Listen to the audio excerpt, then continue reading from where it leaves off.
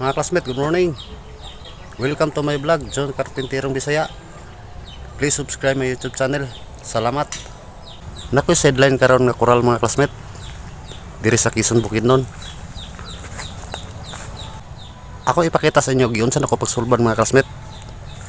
Katong mga boundary nga nangawala. Katong iyang muhon.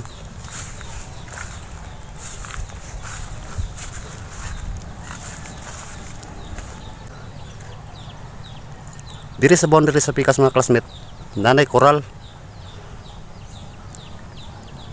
Mo ni front. Ang kini nga lote mga classmate, akong gipangita ang pikas nga muhon, ang iyang boundary. Diri nga side.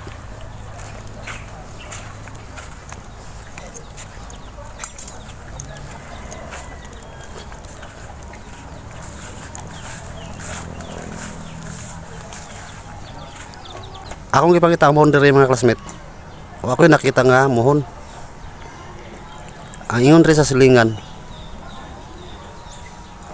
Gikan dito daw nga koral, paingon diri is 20 meters. Pero wala ko'y nakita nga muhon mga classmate. Dili ko mutit sukod 20 meters mga classmate. Kay basin mo abot ang panahon. Nay conflict. Nay problema.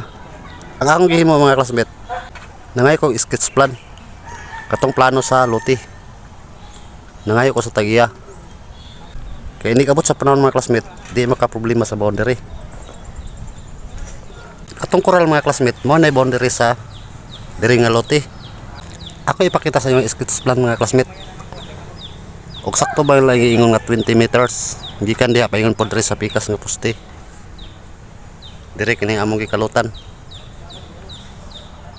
Kung akong tumanon ang 20 meters mga classmate, dayon ako kakitag mohon. O moabot ang panahon mga classmate, og nay isa sa ilang mga classmate nga magbaligya silang lote, dito makadiferensya sa mga boundary. Mo to akong gipangayo ang sketch plan. Mo na ni sketch plan mga classmate. Gikopy ra na siya sa blueprint. Kini nga lote mga classmate, mo ni siya katong kanang nga koral, kanang nga poste.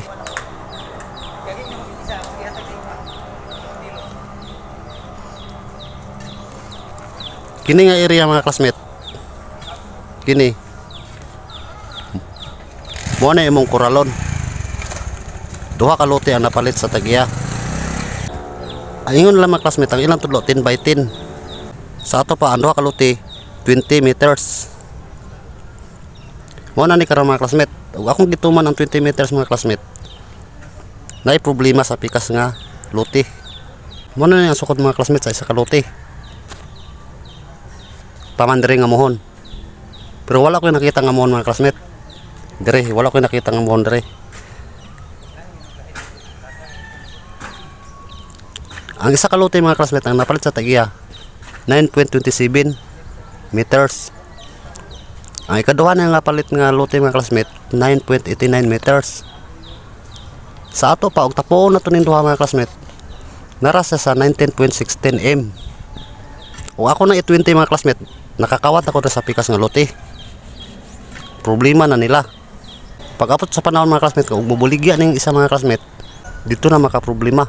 Mangitag-itag sketch plan mga classmate, basta mawala ang mga boundary. Kaya ang ingon nila mga classmate 20 by 30 meters. Dito sa likod 20 pud lang giingon. Atong tanawon diri sa likod mga classmate. Sa sketch plan mga classmate, mao ni sukod 20.97 m. Lahi siya sukod sa likod mga classmate. Taas siya. O ako na sa 20 mga classmate, kulang po diri sa luyo. Ingana ra mga classmate, basta magkural ta og nangawala ang mga muhon. Ato yung pangayon ng plano sa lote. Kaya dito gid na to makita ang sakto nga sukod. Ang kini nga lote mga classmate, amo na siya nga balay.